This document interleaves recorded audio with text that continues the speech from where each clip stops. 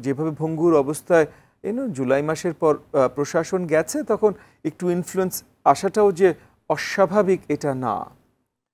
তবে প্রশাসনকে খুব শক্তভাবে ইনফ্লুয়েন্স করে অন্য কোনো দলের উপরে চাপ সৃষ্টি করা হচ্ছে, এই রাজনৈতিক বাস্তবতাটা আমি অ্যাটলিস্ট গত ৫-৭ মাসে দেখিনি।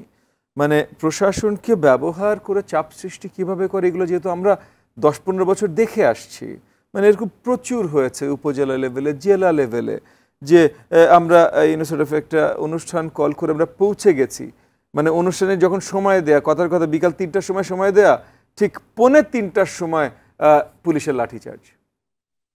মানে আর এখন ভেনিউ চেঞ্জ করা বা কিছু কিছু সম্ভবই না ভাই, ওই সময় শেষ। এরকম প্রচুরবার আমাদের সাথে হয়েছে। ভেনিউ থেকে না কোনো অসুবিধা নাই, আপনারা করেন, ৩ জনকে তুলে নিয়ে গেলাম। এরকম প্রচুরবার আমাদের সাথে হয়েছে।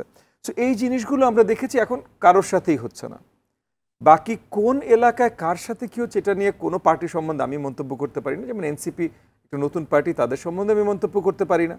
আবার বিএনপি আর একটা পার্টি, তাদের সম্বন্ধে মন্তব্য করতে পারেন না কেন? আপনারা সারা দেশে সংগঠন আছে, কারণ আপনাদেরও পার্টির এক ধরনের অবজারভেশন আছে। আমি মন্তব্য করতে পারিনি ইন দ্য সেন্স যে যদি এনসিপি কোনো একটা উপজেলায় বা কোনো একটা কনস্টিটিউয়েন্সিতে, কোনো একটা গ্রামে বা শহরে যদি অন্য কোনো পার্টির সাথে তাদের একটা সংঘাতের পজিশনে যে পৌঁছে থাকে, ওই এলাকায় আমি তো সংঘাতের পজিশনে পৌঁছাইনি, তো আমি বলতেই পারি, আমি এটা বলতে পারি না যে এনসিপি যা বলছে ভুল বলছে বা মিথ্যা বলছে, বা অন্য কোনো দল ভুল বলছে মিথ্যা বলছে, কিন্তু ওই এলাকায় আমার অভিজ্ঞতা সেম না। আপনি আমার পয়েন্টটা বুঝতে পারছেন? এক দল বলছে বাংলাদেশ জামাত ইসলাম হয়তো আক্রমণ করছে, আরেক দল বলছে বিএনপি হয়তো আক্রমণ করছে, আরেক দল বলছে অন্য কোনো আরেকটা দল আপনার একটা ইনফ্লুয়েন্স তৈরি করতে চেষ্টা করছে বা আক্রমণ করছে বা কিছু করছে। আমাকে কেউই করে নাই গত ৭ মাস।